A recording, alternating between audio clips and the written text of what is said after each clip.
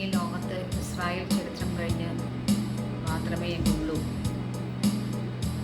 Abraham യാഗം കഴിക്കാൻ പോയ മോറിയ മലയുടെ ഒരു ഭാഗം ദാവീദ് രാജാവ് വിലയ്ക്ക് വാങ്ങി. അവിടെ ശലോമോൻ ഒരു ദേവാലയം പണിതു. ഈ ദേവാലയം ബാബേൽ രാജാവ് നശിപ്പിക്കുകയാണ് ചെയ്യുന്നത്.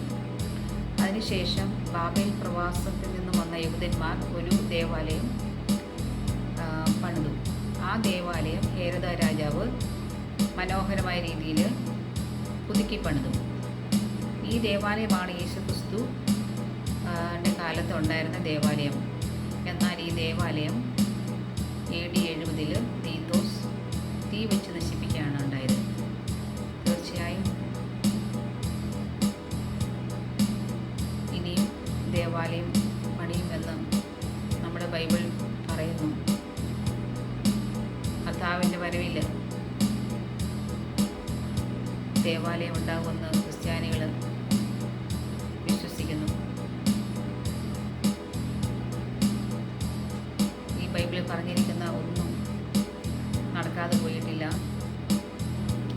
അതിനാൽ കർത്താവായ യേശുക്രിസ്തുവിൽ വിശ്വസിച്ച് വിശുദ്ധ ഹൃദയത്തോടുകൂടി ജീവിക്കുക. ഈ ബൈബിൾ എല്ലാ ദിവസവും വായിക്കുക. ഇത് അത്ഭുതത്തിൻ്റെ ബുക്കാണിത്. ഈ ബുക്ക് വായിക്കാൻ കൂടുതൽ സമയം കണ്ടെത്തുക. വിശുദ്ധമായ ഹൃദയത്തോടെ ജീവിക്കുക. വിശുദ്ധമായ ഹൃദയത്തോടെ ജീവിച്ചാൽ മാത്രമേ കർത്താവിൻ്റെ വരവെങ്കിൽ നമ്മൾ എടുക്കപ്പെടുകയുള്ളൂ. അതിനാൽ ദൈവത്തോട് ചേർന്ന് ജീവിപ്പാൻ, വിശുദ്ധിയോട് ജീവിപ്പാൻ ഇപ്പോഴും